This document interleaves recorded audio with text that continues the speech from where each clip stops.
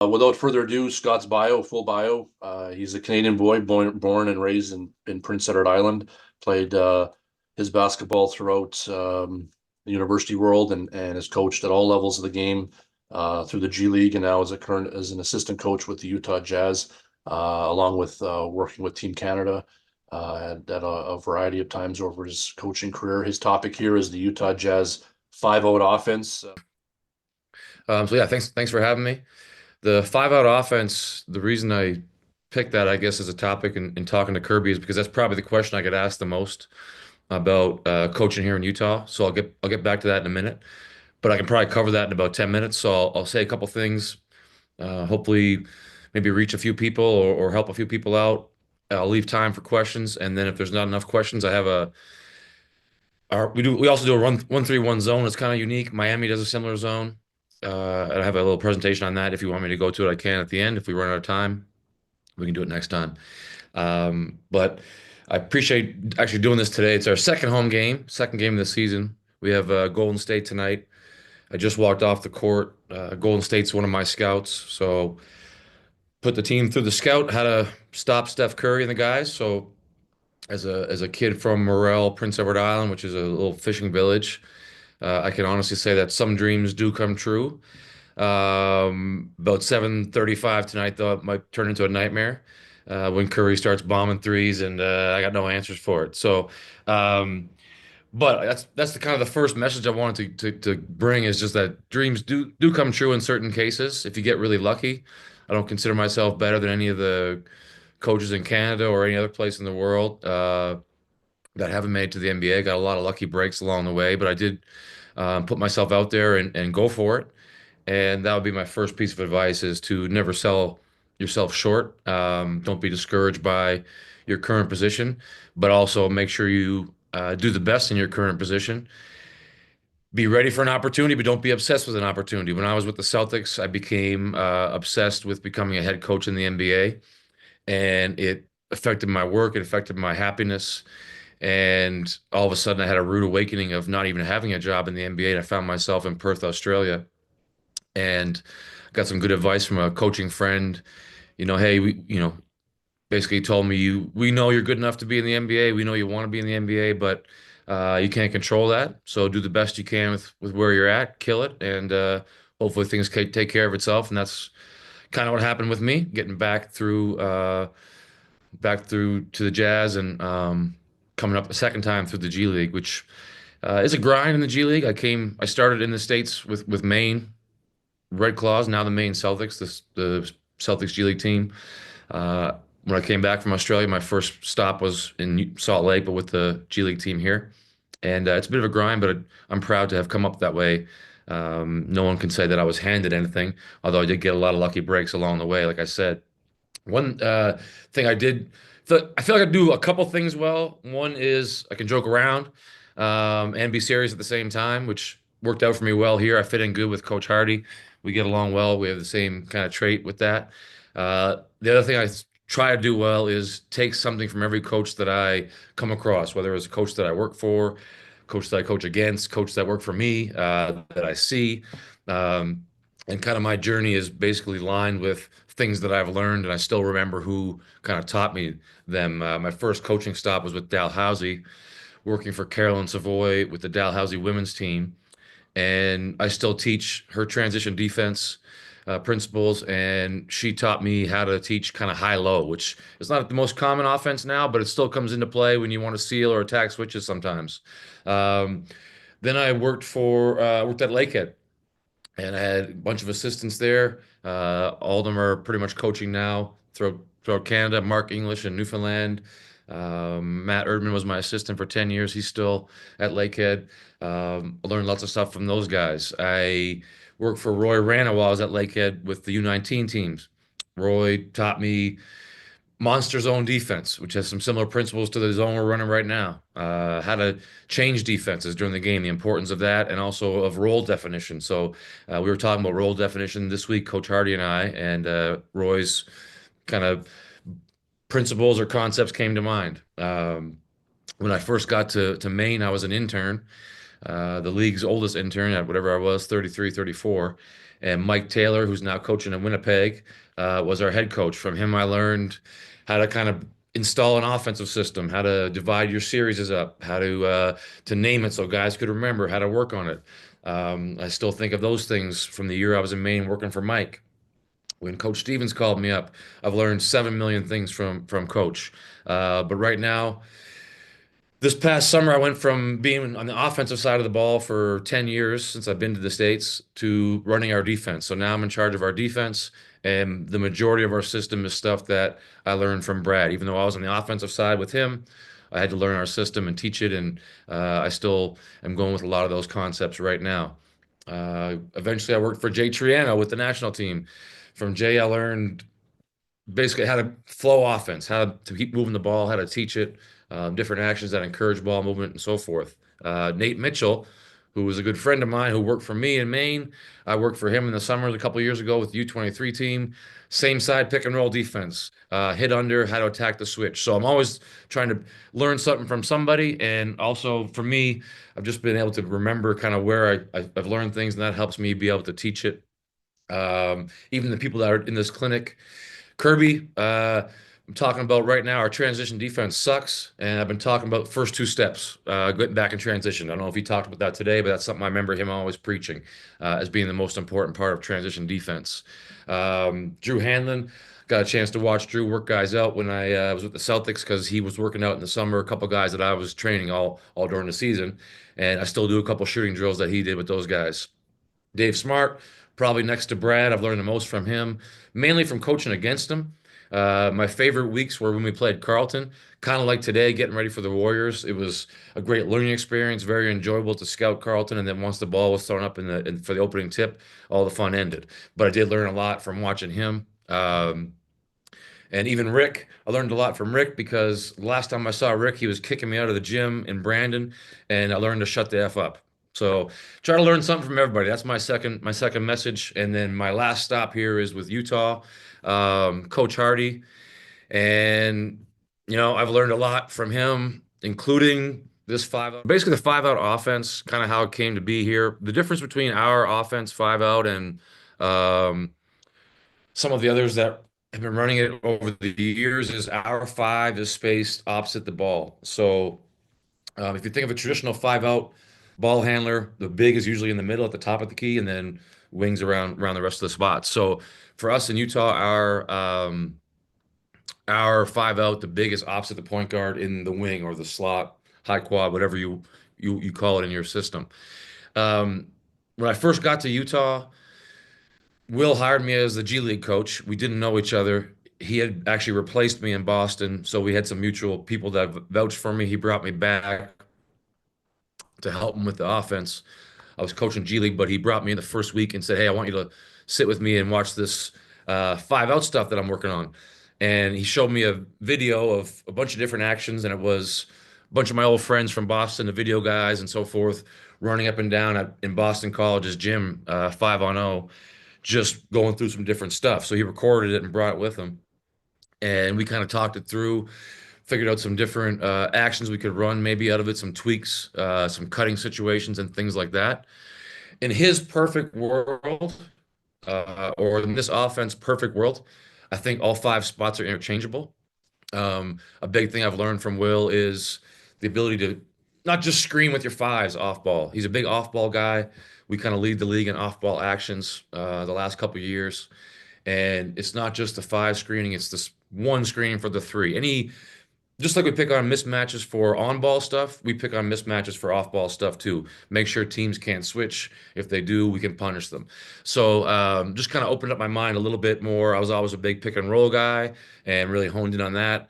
And now we've expanded kind of the scope of how we attack things. So the reason we put our 5 opposite the ball and it's not interchangeable is because our 5 isn't that dynamic. We have Walker Kessler on the court for 25, 30 minutes a game.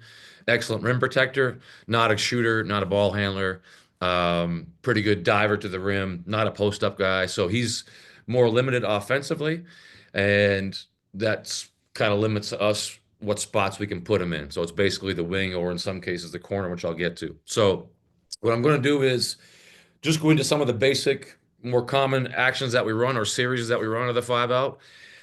Show a few clips of them, talk them through a little bit, and then if there's questions, I can go back to it, and I might even have clips of things that you would have questions on. So the first series in our five out is the quick series, and this is just basically a wide pin down. So this wide pin down with Yurtsevin, we can get into the techniques of how to set pins and how to read them and so forth. I'm not going to do that today. I can come back to it in questions if you want. But this is your basic quick screen.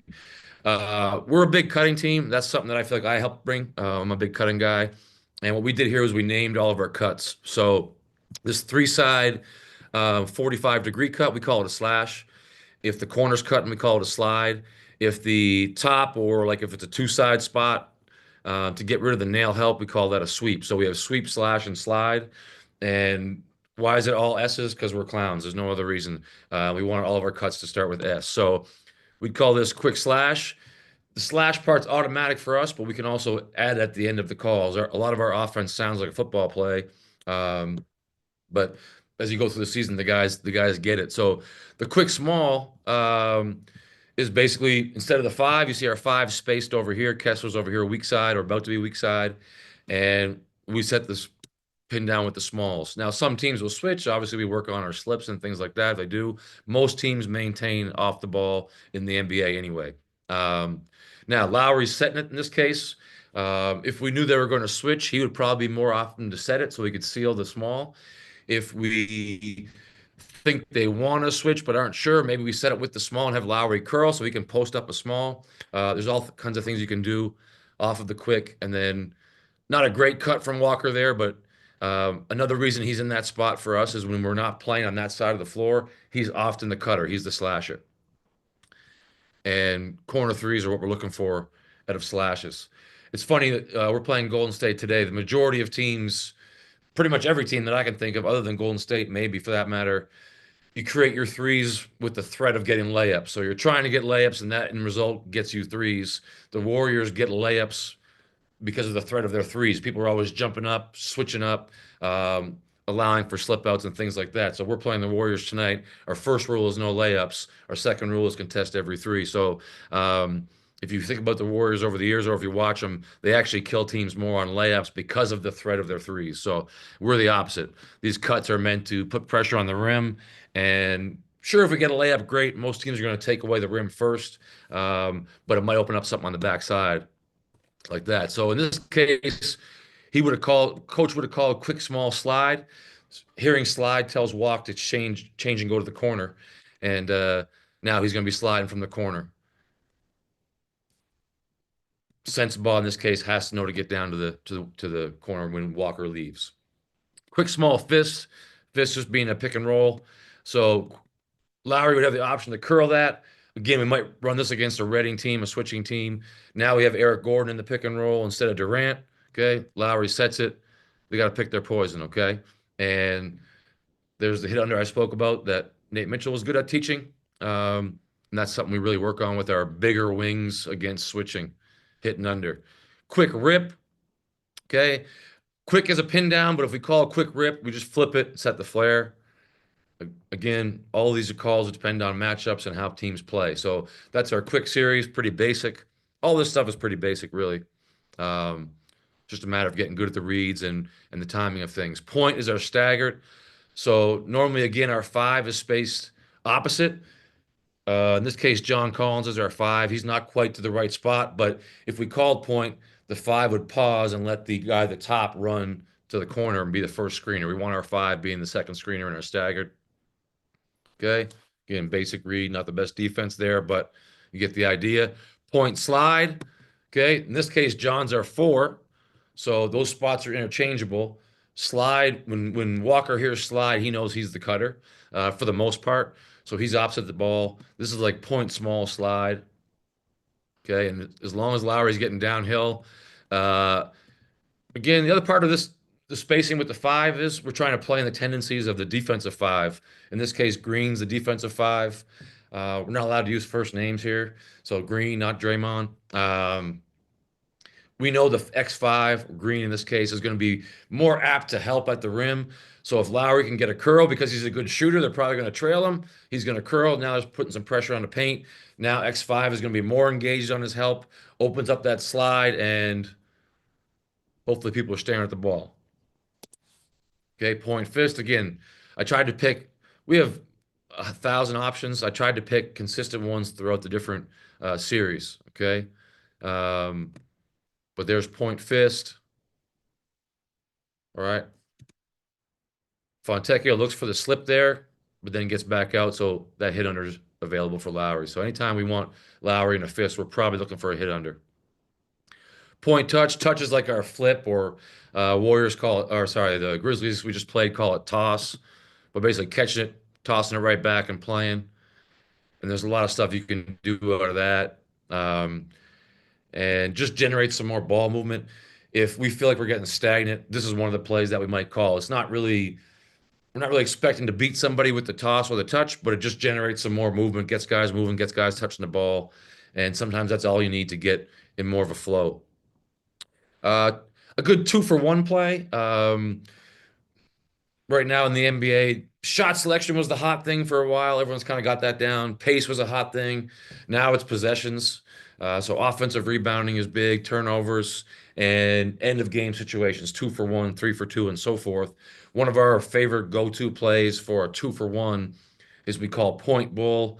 Being Colin Sexton, who's great at getting downhill. In this case, it's Chris Dunn handling, but the same play call. And basically, the point action is just a decoy to try and open up the gaps a little bit for him to attack. I mean, it's only 6 seconds. We'd also run this maybe with 40 seconds on the shot clock and try and shoot it by 33, 32 with our 24-second clock, as most of you have too. And just a way to try and get downhill minimal time. So we run point bull, or any other call really with bull at the end would be a decoy to attack. Dribble Ray. So Ray is what we call our flare at the top. Kessler's setting a flare here for marketing. We call that a Ray after, I guess, after Ray Allen.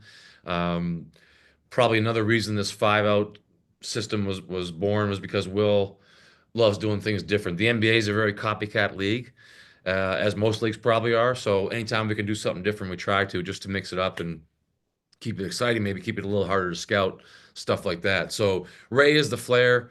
Dribble is like an appetizer. Again, maybe we dribble to either get a matchup, or maybe we dribble to just get some movement to start the play. Maybe we dribble to get, I think that's, I don't know who's guarding Lowry there. I can't tell. Maybe we just want to get him to shift, get X5 to shift over a little bit for that handoff. And that sets up the Ray screen. And that's just a read. Obviously, he's a great shooter. At 7 feet, it's tough to guard that. You pretty much have to trail him. Okay. Dribble Ray touch. When they trail and we don't have something, we throw it to the big, and that's our touch game. All right. And out of this touch, we can do lots of stuff. We can just play with Colin. Um, Lowry can turn around and set a Spain screen for Collins. Collins can hand it back to Sexton and go set a pin down for Lowry. There's all kinds of ways to play out of that touch. In this case, we just get spaced and go. But again, the touch is kind of like a counter or creates some movement. There's touch smack. So if you see our smack screen is like a corner in for someone who's in the paint. This is the exact screen that Curry's going to get a 3 on tonight, most likely in some form. But it's a tough screen to guard. It's a tough screen to guard because basically their defenders are in a straight line right here. And it takes some awareness for number 13 to break off and give Kuzma space, especially when it's happening quick. Guys aren't usually ready for it. So that's dribble Ray, touch smack. And again, our plays just kind of build up. And it seems like a lot, but we start basic, dribble, Ray, smack, touch, all those things are built in. And then all of a sudden you can just call it like you're Peyton Manning. Dribble Ray backside. This is another one we run when we want to get things going. So the Ray is just kind of a decoy to get Lowry into the spot. And I think people call this a zoom sometimes. We call it backside. It's pretty, goes by either name really in the NBA, but this little pin to a dribble handoff. And then this is automatic, this sweep cut, like I talked about. And the reason we sweep cut is to curve that nail. Gaps are everything when you're trying to attack, and obviously the nail help, which is Jovic right now. He can kind of prevent Sexton from getting downhill, which is Sexton's strength. So by cutting, we buy Colin at least a window of space. Um, and defensively, we teach to go with that cutter. The reason being is if Jovic stays, then Duncan Robinson has to choose between the corner three and the layup, and those are the two best shots in the NBA. So we go with the cutter. We'd rather give Sexton a little bit more of a mid-range shot and hope that he can't get to the rim, as opposed to stopping him at the free throw line and exposing our corner or our rim. So most teams will go with it, and that at least gets Sexton into the paint. And if you get the paint, good things usually happen. Okay, same start, different finish. So Sisu is, I don't know what the hell it means, to be honest with you. I think it's finish. I call it option screen. So this would be a low Sisu or a low option. We ran some actions to get to this. So in this play, for example, Lowry is a threat to post up. He's also a threat to fly off the screen and shoot. Obviously, we don't all have that luxury, but if you have a bigger wing that can punish a small inside and also shoot off the screen, these option screens are pretty good. So if you see how it's lined up right now, we kind of manipulated the spacing with the first action, and now we have Mike Conley guarding Lowry on a cross screen. So if he wants to switch that, we can punish it. On the flip side, we have Kelly screening with Towns on him to send Lowry to the perimeter. They don't want Towns guarding Lowry on the perimeter, so they're kind of in a bind here. They're going to have to either have two on them for a second, which case means we have somebody open, or they're going to have to get an unfavorable matchup. So in this case, Lowry chooses to fake the cross screen. Edwards is worried about the cross screen because it's Conley over there. Now we get separation and we get the three. Okay. And then the high option, we just set it up. This time it's Samanic, who's like a poor man's marketing right here on the wing.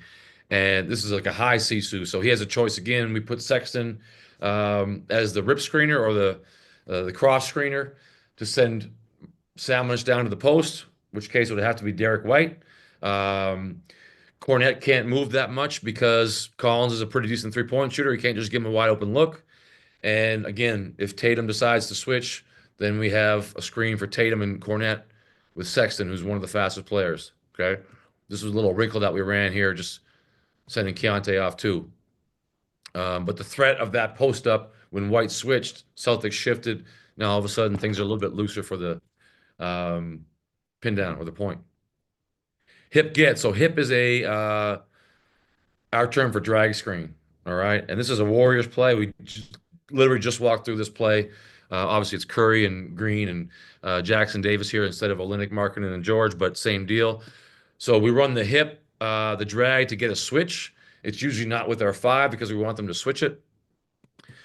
Now Lowry has a poor defender or a weaker defender on him in Hero, and he keeps him high with that hit under and he holds it. The touch part is what we just saw, the pass to Kelly.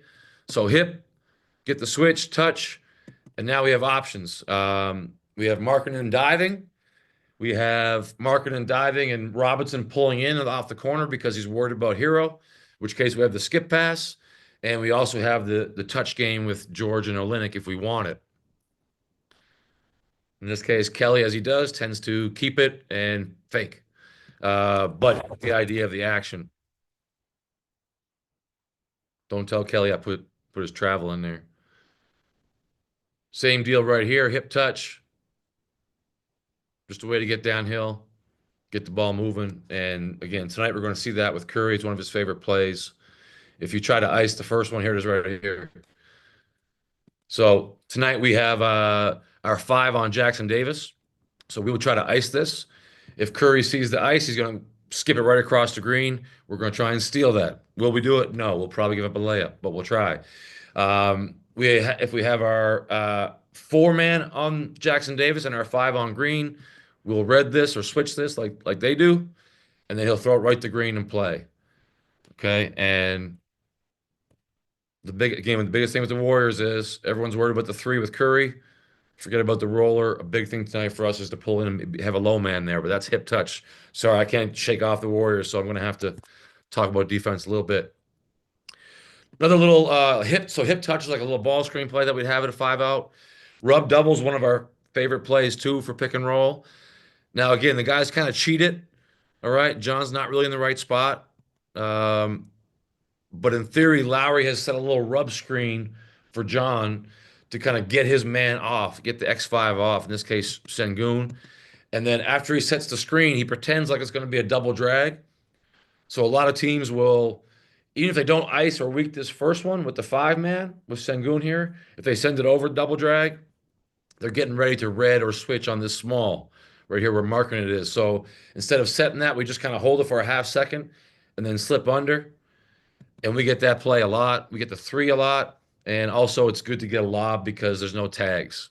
Okay, it catches the tags off guard. So rub double is one we like to go to.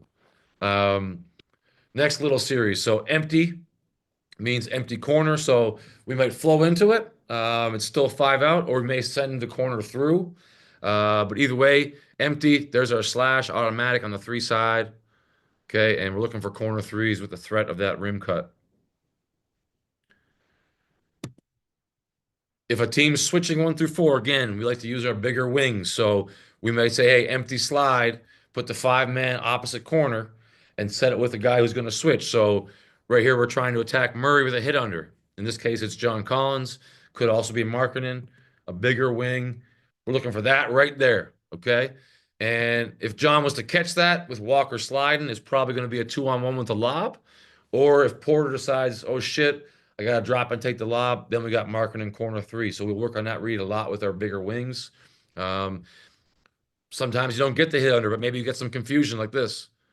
And now we got a paint touch, we got a slide, and we got that corner 3 after all. So empty ray. Again, same components. Ray screen is the flare. Empty ray. Notice we have Sexton, our smallest guy in the court, setting the ray. Like I said earlier, we like to mix up who's setting it. It's not always bigs. It's almost more often than not smalls for us. Okay.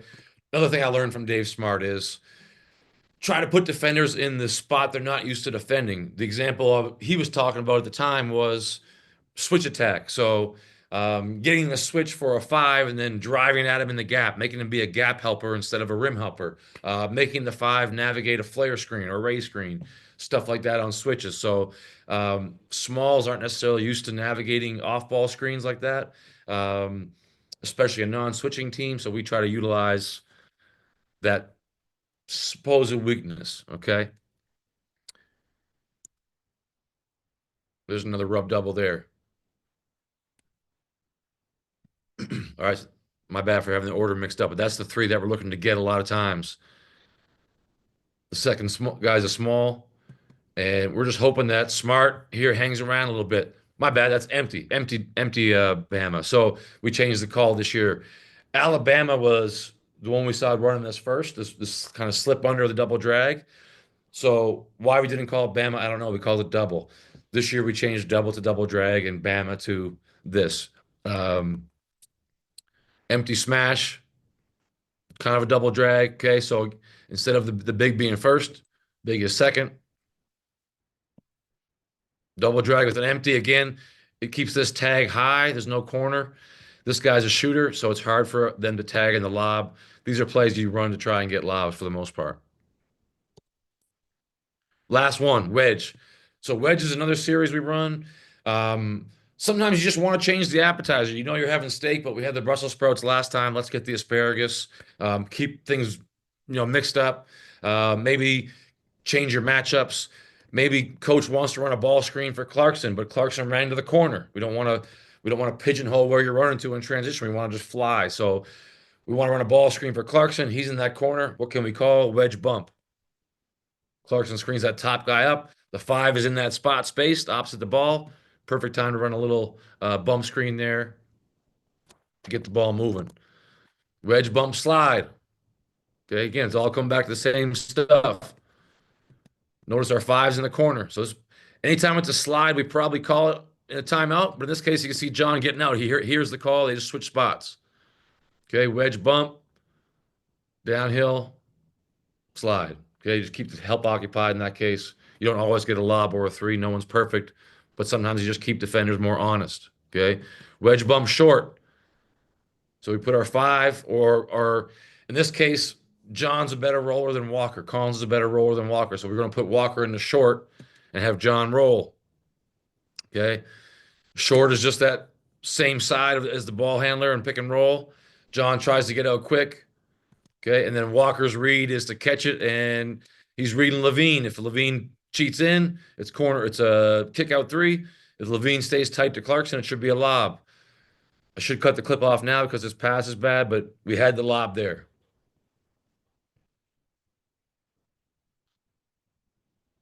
Okay, this is Memphis running this, but same kind of deal. We add the smack screen. So all little components just adding up. Wedge, bump, smack. Again, clears up that whole backside for a lob threat. If they hang around for the lob, you get the corner three. So just keep putting defenses in a bind. Wedge smash. So smash for us was double drag last year. Wedge. Okay, smash, high tag, roller. Boom. Wedge empty with the slasher. Easy stuff. So lots of kind of looks you can get into. Wedge empty slide. Again, these plays seem like they're all the same. They're a little bit different. That's kind of how it is in the league. You have 100 plays, but there's really only, 10 to 15 different actions. Wedge empty double. Slip under. Okay, rewind that one back. So wedge empty would just be a pick and roll. John and Horton Tucker. We add the little double or the Bama action. Slip under just to confuse things. Wedge quick. Get the ball on a live catch. Some players are better on a live catch than a dribble, especially against the ball pressure team. So if we're running quick, or we want to run quick, maybe we go wedge quick to get that live catch first. Missed our slash there. Okay, wedge quick slide. Boom, live catch. Kessler in the corner sliding. So again, he heard that. He got spaced. Instead of curling around to the rim like on the wedge short clip, he knows it's wedge slide, wedge quick slide. Small, setting it. They get confused because they're not used to dealing with it, like I just said. So putting people in a place where they're not used to defending, or in the case of Wembanyama, putting him in a place where we know what he's going to do. He's going to contest the shot. So we should have a fake floater to a lob if Walk could finish that one. Wedge ray slide.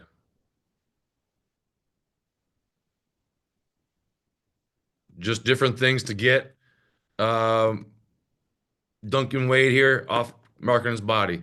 Maybe he just bites on Sexton. In this case, he doesn't really do it, but maybe he does just bite on Sexton for a half step. Fontecchio was a little bit late with the ray. Either way, they're occupied for a potential drive here. Walker's sliding. Again, Jared Allen. We know Jared Allen's going to help. Put Walker in the corner. Jared Allen sees a non-shooter in the corner. Oh, shit, I'm going to help. Extra help at the rim. All of a sudden, slide cut. Maybe we can catch him.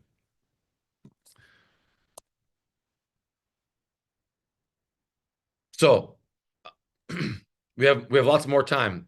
Someone's got to help me out. I can answer some questions, Yeah. or I can go to the zone. Yeah, I'll get questions, and yeah, 1-3-1 zone after that would be super.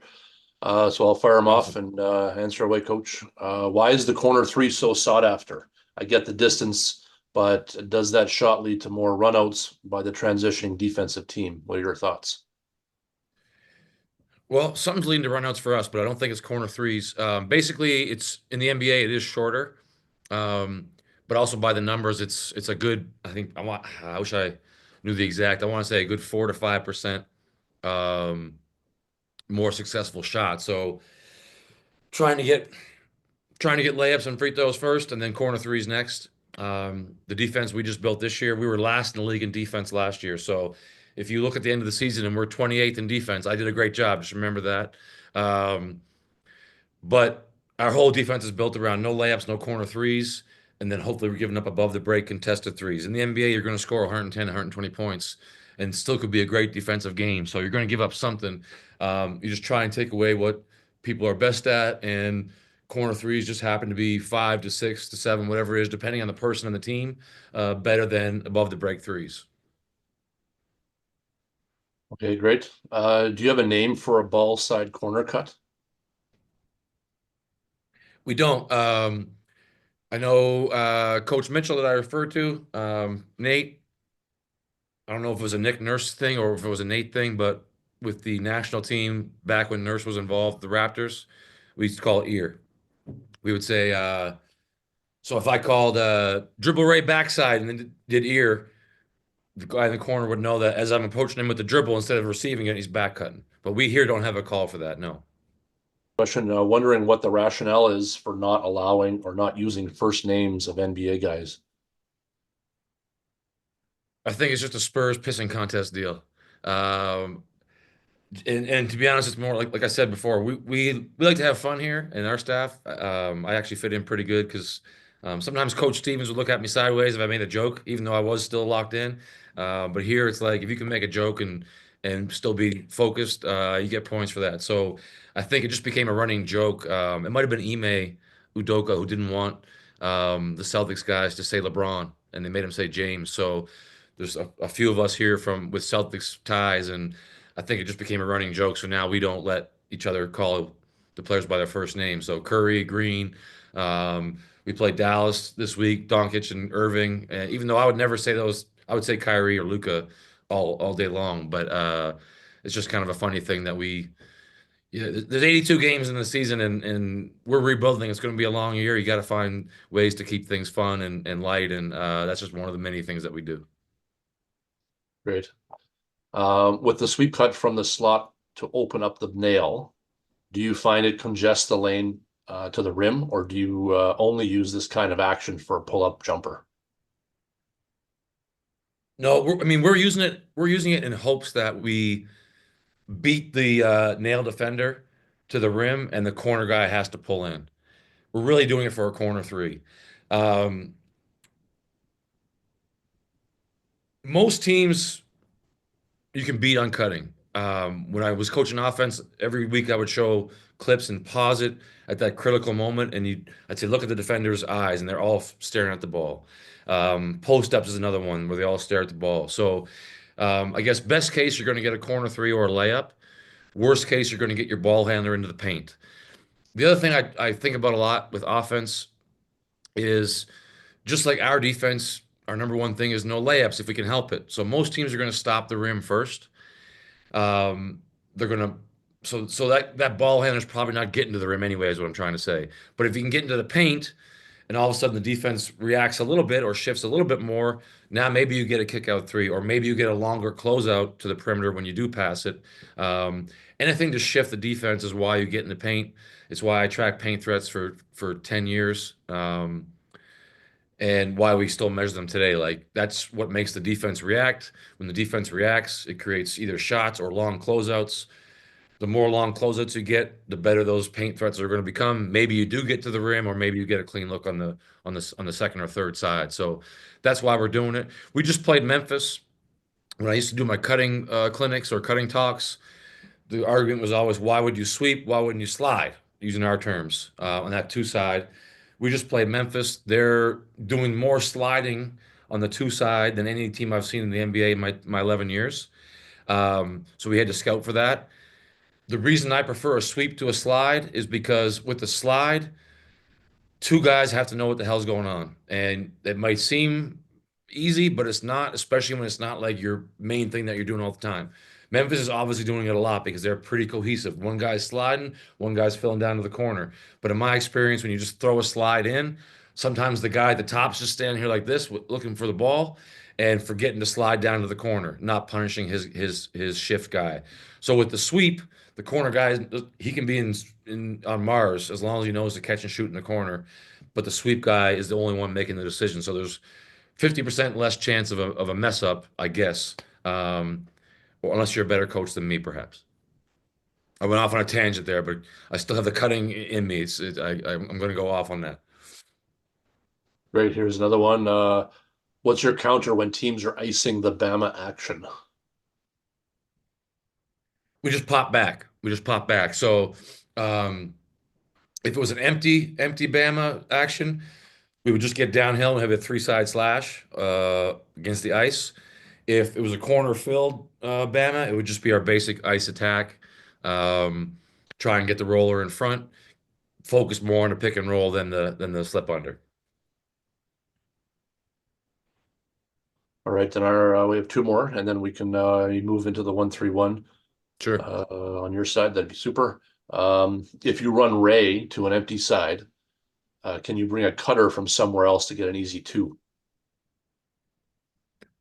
Yeah, we like running the Ray to empty side more for the space for that shooter. So like if using Markkinen or even Curry, if Curry was to come off that, like he may not have a look right at the point of the screen if they're trailing or even if they're a little bit late, but if he can fly all the way to the weak side, wing or corner, you throw a pass over the top, that might be a shot or at least a closeout with all kinds of space to attack. The cutting off that would probably be on the catch where he attacks. We'd run a slide or a slash or a sweep when it's coming back towards where the ball originally was, and I guess on the third side. Great. Two more, and then we can. The second one will segue. Actually, it's a good segue into your to the 1-3-1. How are these actions effective versus a zone? Some more than others. I like the Ray against the zone. Because you can screen this if you have the ball engaged by one of the top guys. If it's a 2-3 zone, you can set the Ray on the second guy. Um, I like the quick and the quick small against the zone because you can engage that. You can pass it to the middle guy and the 5 out. That can engage the second zone defender on top. And now it's like a 2-on-1 quick screen on the bottom guy in the zone, if you can picture that. Those are probably my two favorites. And then the other thing would just be to run one of those and like a quick small, for example, opposite the 5. And as you're running that, have the 5 flash to the nail to try and get that nail catch to beat the zone. So those would be the three things that I would say I would think work best against the zone, in addition to the cutting. So yesterday, and hopefully none of you will see Coach Hardy today to bring it up and piss him off. But yesterday we were doing our 3 defense that I'm about to talk about, and the other coach that works on defense with me, he was going to take the zone, and I was going to coach our video guys, our young. We have a team basically, a scout team that's in the video room, all young guys that play Division 1 or pro, and they play against our players when we don't want to go live. Most teams would have that now, I'm assuming. So my job was to teach them the zone offense. I've been joking for 10 years to the Americans that the best way to beat any American team is play zone. They can't attack it. Um, that bit me in the ass in the bubble. I'll get back to that in a second. Anyway, so I had these guys flashing and sliding and slashing, and it was a zoo out there, and we were just getting layups after layups. And these are smart kids in the video room, but coach got mad because, hey man, no NBA team plays like this. Stop coaching. So um, it took to me that we were doing the right thing. Getting that flash to the catch and then a slide cut is tough to guard for a zone. In addition to those actions that I talked about, the raise, the quicks, anything you can isolate where it's 2-on-1. That's how you beat a zone. Great. And the last one may segue. Maybe you answer this now or after your piece on the 1-3-1 is how do you teach? How do you teach teaching attacking the 1-3-1 defense for high school players? Attacking this 1-3-1. So I would have a couple plays if I was coaching high school or even at this level. I would have a couple plays that you can call, but more importantly, I would teach the concepts. For example, the zone we're about to see, most zones, if you can catch the ball at the nail area, it's going to put the zone in a tough spot. In the zone we run, once the ball goes there, we just match up and play man to man, which I'm assuming a lot of teams would do. But at least that gets you out of the zone. Screening the zone is a little bit different than screening man. You're more often screening an area where a defender is, as opposed to a defender guarding a certain person. So the more the players can understand little concepts like that, attacking the gaps, making the zone shift, getting in the paint, making the zone rotate, all those little things that can keep the zone from keeping its shape, are ways to attack it. And the more they understand those concepts, the more you can just play, or call a play, and they'll know how to adjust it based on whether it's zone or man. Um, for me, zone defense, if a team just wants to throw a ball around the perimeter, zone wins, with some exceptions. The Celtics, maybe not so much, because they got 5 guys that can shoot, and eventually someone's going to get open and get a shot. I prefer. Coach Mazzulla and I are really good friends. We agree about a lot of things. We disagree about a lot of things. One of the things we disagree on is he's just happy to chuck any three. I believe that not all threes are created equally, that a paint threat three is better than just a chuck three, except when you have seven all-stars. So that helps him a little bit, and our guys aren't quite as good at shooting, so we have to get the best possible shot we can. Um, but if I was playing the Celtics in zone, they could probably just play five around and pass it and be fine. Most teams are going to have to get the ball to the nail, punch it between a gap, make two guys guard one, resulting in a two-on-one for the offense somewhere else.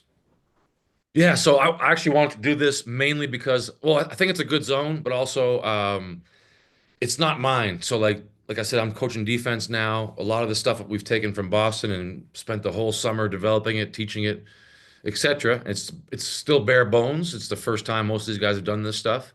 But we're trying to build a foundation here. We have six players that play 20 years old or younger. So we're younger than most U Sport teams that I had when I was at Lakehead, or I played on when I was at UPEI.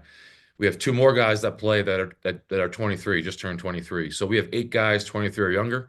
Um, I had guys at UPEI that were freshmen at damn near that age. I recruited guys at Lakehead that were that age. So we're extremely young, and our expectations are low. So all the more reason to build up a good foundation and not overextend ourselves with our man-to-man. I'm off on a tangent here, but maybe something else worth saying. When I worked for Coach Stevens, we had our defensive system. We actually kind of joked about it on the side, like the system, especially us offensive guys. And things would happen in the game, and I'd be like, "Man, coach, we got to change this. Like it's not working. We got to make an adjustment." And he'd be like, "No, we got to do it better." And he did that so many times, and he rarely ever changed or made an adjustment from the system. Maybe we took it on the chin that game. But we got in the film room, and he would say, "This is how we can do it better. X, Y, Z. We're going to practice these three things today. It's going to be better next game." So that frustrated me at times working for him. Um, Even on offense, took a long time for him to change something. If I wanted him to add a cut, for example, like the three side slash, took me a year to get him to add that. Film, examples, situations where it could have helped us, just constantly peppering him. Finally, he changed. So he was, don't change it, do it better. Then I'm watching Nick Nurse around the same time throwing out boxing on one, triangle in two, winning a championship, doing all kinds of weird shit. Stuff they probably never even practiced. And I'm like, man, I wish coach was more like that. Okay. And then I get to here, and Coach Hardy leans offense. We didn't really have a defensive system. So every game it was like, all right, what are we doing today? All right, we're gonna one through three is gonna switch. Next game, maybe it's one and two are switching only, and those other three are in drop. All right, we're showing today. It was a different plan every night, and I found it was hard for the guys to figure that out, especially being a young team.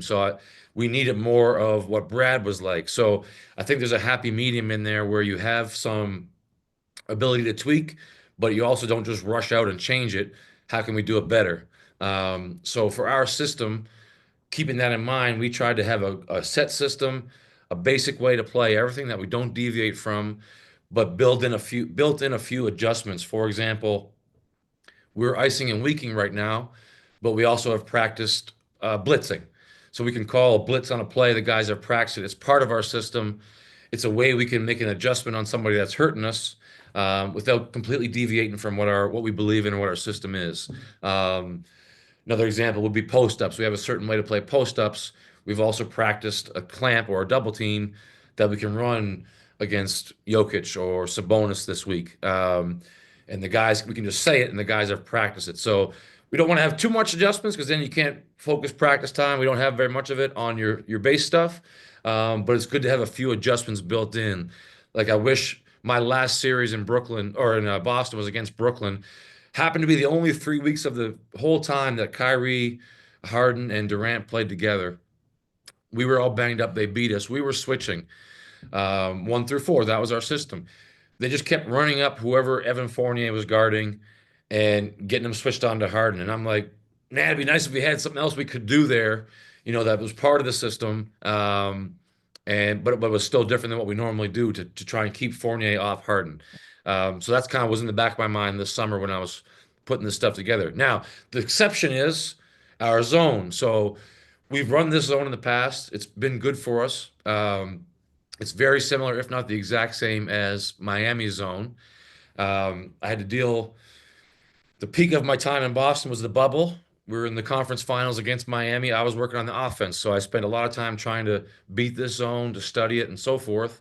Um, I thought I had it down, and then second half of game six, we went cold from shooting and lost the game. Fast forward 3 years, I meet Kelly Olynyk here in the gym in Utah. I say, "Hey Kelly, why the heck didn't you guys come out of the zone at halftime, game six?" Because Kelly was on that team. I was like, I went into the locker room. I told Brad, I'm like, "There's no chance, coach, they stay in this zone. We're killing it." They stayed in it. We went cold. And he said because we were betting on Marcus Smart missing enough threes for us to win. That's exactly what happened. So, um, knowing after the fact that they were trying to force those above the break threes, as I'll get to in a second, I I could have suggested to Coach Stevens that we put Smart somewhere else or start Smart on the ball so that someone else is getting those shots, but I wasn't smart enough, pun intended, I wasn't smart enough to do that at the time. But it always stuck with me how tough this zone was to attack. The Lakers beat it by just being extra big. They went high-low and just pounded the glass. And that's how they beat Miami in the finals in the bubble. We weren't as big as Miami. We were relying on our paint threats and our shooting. And because Bam was one of the guys in the middle of the zone, it was really tough to get to the rim and score. So we really relied on our shooting. They did a great job of making sure who they wanted to shoot was taking the shots, and it wasn't Tatum and Kemba and whoever else we had on the court at that point in time that was good shooting. So I digress from that rant. That's the background of the zone. Here are the basic rules. The guards start in a staggered start. So it kind of looks like a 2-3, but really it's a 1-3-1. Um, the guards handle all the pick and rolls. They send everything to the middle and they switch everything. So they may switch onto the roller for a second, but then they hand it off to the big, which I'll show you in a second. The wings are free throw line extended to start. Um, and the main things we're saying to them is slice, slice, slice. So slice closeout, if you can picture it, instead of closing out directly square to a guy with the ball, you're closing out on his shoulder. And the whole point, and we do this in our man defense too, the whole point is to take away or slow down the extra pass to the corner. Again, we're trying to take away corner threes. So we slice closeout and then drop back. The slice hopefully makes the guy in the wing hesitate, makes it hard to pass to the corner. Hesitates, we drop back. Now we're at the corner, and that buys the guard time to get out to the wing and then send it back to the middle. The big starts opposite block, and the big's main job is protect the rim. And that's a little difference between us and what Miami was doing back then. Bam was a little bit more, shouldn't be using his first name. Bam is a little bit more mobile, not quite as big at the rim. Kessler very big at the rim, so we kind of limit him to being back there. So I'll try to cover all that real quick. So guards, stagger start. We also like to put, and this is another thing I adopted from Will. I didn't do this with my own old zones, but we like to put one of our bigger wings, if possible, at the top. In a perfect world, we have two big wings at the top and our two small guards on the wing, but we also have to adjust based on what these guys are good at. Jordan Clarkson is much better on the wing, we've learned. Okay, so we have, in this case, George and Markkanen at the top. So one guy picks up. We don't want to, we've been preaching ball pressure within reason. We don't want to deviate from that. So, like in this case, Keontae could pick up full court if we wanted to. We had Sexton pick up full court the other night in his own possession. And then the other guy, in this case, Lowry, is back. You see our wings are pretty much free throw line extended. Walker, as a five, should be opposite the ball. The ball in this case is at the middle. So he's shading towards where the dunker is filled. All right. Holmgren's in the dunker. He's going to shade that way. But even if Holmgren was here, if the ball was on this side, Walk would be kind of hanging it over in this weak side. Okay, so he declares ball. All right. That's not really a slice, but he's falling back. You see that slice and fall thing? Okay. Try to keep the ball off the sideline and send it to the middle. So in that case, that was a good possession for us. We had a contested mid-range, even though he's a great mid-range shooter. Shea's actually, I think, 51% mid-range, so it's still a better shot contested than his free throws or his layups. Okay, so here's the pick and roll. Most teams in the NBA, at least, will start with the pick and roll here. All right. They're actually running some sort of a Spain. You see Bogdanovich coming up, but this is a pick and roll. So George switches onto the ball. Lowry takes the roller until he goes to the free throw line. Okay, so for those guards, once we get into this kind of look here, your job is ball and nail. If we can prevent the ball from being passed to the nail, that's on the guard. Once it goes in, it's the big, kind of like most 2-3 zones. And this is the shot we're trying to give up. So we ran 3 against Memphis the other night. They did this exact same thing, pass it to where Bogdanovich is, hit a 3. It was contested. We're living with that. You got to pick something, especially in this league. But we got to rebound.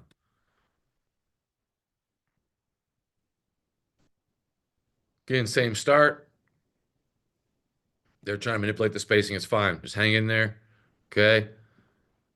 So there's that nail catch. Now, in a perfect world, on this pass from Maxi to Oubre, George is dropping down right to here, right to the nails. We should be sitting on top of this guy's legs as he flashes. Maybe they can still throw it over the top, but they got to earn it. But that should have been George's job to take that away. Once it's not taken away, the big has it. Okay. We don't want him running up. Again, just like the above the break contest, we're living with most fives taking this shot right here contested. If he runs up, now the rim is exposed. Maybe we get beat on a cut or something like that. So we don't want Walker going any higher than that, and we're living with that percentage. It's going to be less than 50% shot. A little bit more with the guards, okay? So we don't mind going under here on most players. Tonight with Curry, we probably wouldn't play zone anyway, but we would go over the top with number 30, Agbaji, new Raptor, all right? And then it's up to Chris Dunn here to send this back. Note the slice. Fontecchio was a great slice and fall guy. So it's his job to try and make Barnes hesitate and also not allow a straight line pass to the corner. And then he gets back. Now the corner's really his responsibility. Okay. So we cut off the middle there, send it back middle. Pretty good. Kelly has to shift over. Walk's job is the rim. The wings also have to know that if Walk goes help, they're dropping down to take the big. Okay. And we're living with that one too. Shoot over a 7-7 guy. Doesn't matter. Okay. Send it middle. There's Clarkson with the slice and fall. Okay. Just buys Fontecchio enough time to get Luka squared up.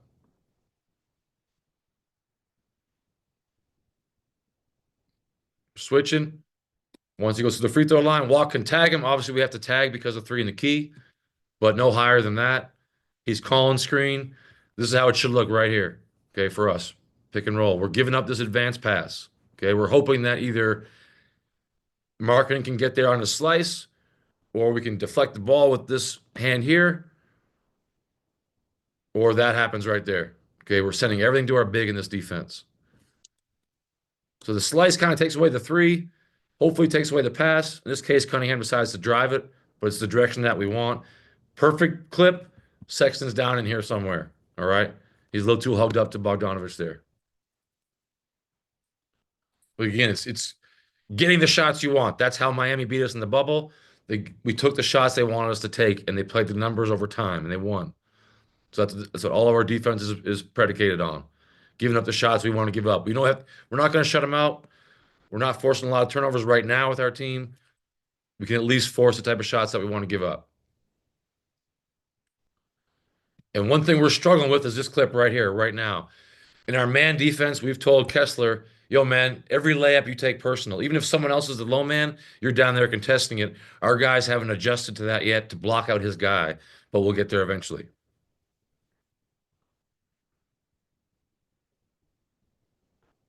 Okay, cutters. We're switching everything up top. There's a cutter. 5's going to be there. He knows to be there. Watch Kelly. Kelly was great in this defense. It's one of the reasons it's not as good for us right now, is we're missing guys like him and Fontecchio. International guys that know how to play zone. Okay, the wings. We've talked about all this stuff already, but the slice and fall, okay? That's, again, perfect world. He hesitates, and then we deflect the pass, or at least make it be a hang time pass where we can recover.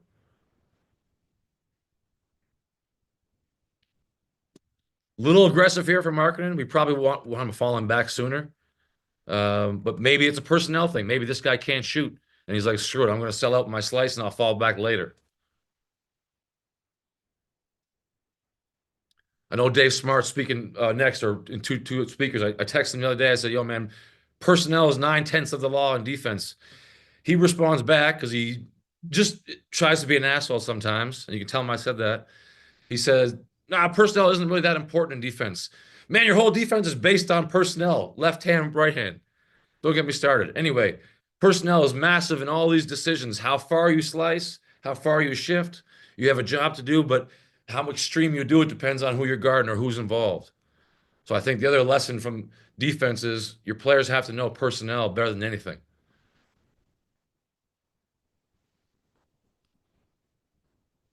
So this is what we're giving up right here.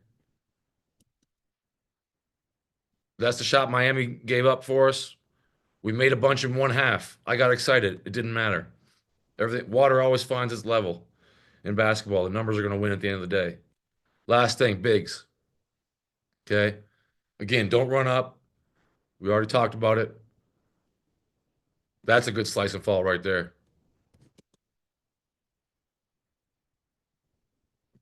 That's as far as Walker can go. If we can get him to stop doing this little bunny hop, he'll be even better. But he still does that. Fine. Contested. We're living with it. We got to block out. Aiton's going to make some of those. He's probably going to make 45% of those. You can't get discouraged by that. If you know your scout well enough, if you know your personnel well enough, you know what you want to give up. You don't get too excited or down about quote unquote loud baskets. It's a loud basket. Okay, again, this is a tougher look. Okay, we got the dunker Phil with a pretty big body in Valanciunas. We got an athletic guy at the nail. Sexton really should be sitting on top of Zion right here because there's no one up here. He's out of position a little bit. He allows that catch. Now it's on Walker, the 5. Once it goes in here, it's the 5. So he should be yelling 5-5-5, meaning we match up and switch. And everyone's kind of alerted then to find their guy. Don't get back cut, block out maybe. Or if they kick it back out, we're in man-to-man. So Kelly went a little too high there. He should be talking, but it's tough because in this flash right here, he's behind the ball. So Lowry can't really go this far over with Murray, who's their best shooter on this side. So we did our best. But now Kelly did push it up high. We can stay in our zone. We can stay in 3 here. Normally, if that guy catches at the nail, we got to go man, like I said. But if he catches it high enough, talk it through. So 3 high is just a stall press. We haven't put ours in yet. Let's say there's 40 to 45 seconds on the game clock. End of a quarter, we're shooting a free throw. We know they're going for the 2-for-1. They want to go fast to get the 2-for-1. We might call 3 high. Eventually, we will, and just make them burn 8 to 10 seconds before they can even think about shooting it. That way, we steal the 2-for-1. So it's the same kind of deal as not letting a team roll the ball up when they're trying to get a 2-for-1. But even when you don't roll it up and go one-on-one, they can kind of make a quick move and go. But with the zone, 3 high, fall back to 3, you're probably going to use enough clock to steal that 2-for-1 back. These clips here aren't that case, but that's how we will use it when we get it in. But again, it's just one guy picks up and you're back to your zone, same deal. Okay, this is an ATO, so it might just mess with their ATO, whatever Coach Malone drew up. Miami threw on this little press, little zone. All right, he probably didn't draw a play up for his zone if they hadn't played it yet that game. So that's the zone. Appreciate the patience with let me do that. It helps me to talk it through, and I would say that as another piece of advice, I guess, for the younger coaches. The more you can teach something, the better you get at it. I remember my first year with the Red Claws. I was hanging around. I was with Boston for training camp, and they had a coach named Darren Ehrman who was kind of the architect behind the Warriors defense at the time. Came back to Boston. He was the defensive coach, and I would see him. He's like a little guy, about 5'5", not very imposing figure, but he'd be storming around the court before practice, like on his own, talking to himself. I thought he was nuts until I asked him one day what he was doing. He was going through the drill exactly how he wanted to teach it and set it up in his head 3 or 4 times before he got to do the drill. So now I try to go out to practice, 10 minutes earlier while the guys are shooting, and I'll not quite as obnoxiously as he did it, but I'll walk around and go over the drill 3 or 4 times in my head because I don't want to miss any of the little details that you sometimes miss when you're just trying to get the scheme or the basic concept in. Great, Coach. We've got questions, so let's fire away and see what you got. What actions create the most pressure on your forwards in this zone? nail catches with the flash with a slide cut. Okay, great. The I'll other thing stick. I would do, sorry, if I could do it over again, or let's say it was the Jazz playing against the Heat. I would put our worst shooter with the ball on the right, the high right side. Okay. I would put our tallest guy that could shoot on the opposite slot. So that shot that I keep saying we're giving up, I would put Markkinen in there. Okay. Then I would put our next best shooter in the same corner as Markkinen. I don't care who's on this side. I'd run a middle pick and roll to engage that second guard. I'd pass it to Markkinen. He can shoot over most guys. If they get a crazy slice closeout, he's 7 feet tall. He can pass it over the top of the slice to the corner to the other shooter. That's what we should have did against Miami. Instead of having Smart there, we should have had Smart handling her on the weak side with Tatum in that spot, but we didn't do it. Okay, here's one more or a few more. In your experience, are there traditional zone concepts that aren't very effective or don't cause much of a problem versus this type of zone? Well, the step up pick and roll doesn't do much because the guards are just switching it and handing off the roller. Um, that combined, like I just said, with some ball movement and maybe proper placement of personnel can hurt you a little bit. But in the NBA, usually ball screens, what teams go to are step ups, and that's pretty easy to take care of. The basic 5-man flash should be easy to take care of to the nail because you can talk that out and the guard can sit on them. But yesterday when I was doing it with the video guys, we were having the dunker like the New Orleans clip filled and flash in the weak side corner. The big doesn't see it as quick, and it's harder for the guards to kind of sit on his legs that way. So that was a more effective flash if you're going to flash. All right, on the drives, do you want your guards sticking with the drive the whole time, or is there a point where they should peel and cover a likely kickout pass because the center will pick up the drive at the rim? So some teams have a line where I would call that a veer, like a late switch. Some teams have a line where when the ball crosses that line, if it's not contained or squared up, we veer. We don't veer much here because we're relying on Kessler to protect the rim right now. Maybe it's something we get to as our foundation gets built up defensively. So right now we don't veer off until the floater. So if they shoot a floater over our big, we veer off and try to crack the offensive big on the glass. Other than that, we stay with them. Okay, great. Question is, can you show the zone slide again with responsibilities? And does the big never help? Does it go to an orthodox zone rotation and penetration from the corner happens? Sorry, say that question again. I'll share my screen. Sure. So it's the zone slide again, responsibilities. Does the big never help? Only at the rim. So he helps every time at the rim and never else. He's always ready to be at the rim. As long as you don't have a straight line drive down the middle, we should have one of those two wings established as kind of the help to helper, for lack of a better way to put it. And they got to crack the dunker spot, the big in the off on the offensive glass. Okay, great. I don't think I asked this one. On the drives, do you want your guards sticking with the drive the whole time? Or is there a point where they should peel and cover a likely kick out because the center will pick up the drive at the rim? I think I asked that one. Yeah, that was Yeah, I just did. on the Sorry. floater Yeah. we veer. Otherwise, we Yeah. fly around best we can. What was the most important with the success in building foul trouble on Edie the other day? 6 fouls, foul him out. What was the success behind that? I don't think we did too much of anything. I think he was probably a victim of being a little too handsy, a little too physical, and being his first game, the refs are probably picking on him. If a guard penetrates on the corner, how does the zone rotate? Attack from the corner, be 5-man waiting for him at the rim. The wing on the weak side dropping down and take the 5-man, the dunker, I guess. And the guards all shifting probably to the elbow area, ready to fly around to a kick out. Hopefully, they just try to shoot over our 5. If they kick it, we're flying around, and once we're starting to fly around, it's basically man to man at that point in time.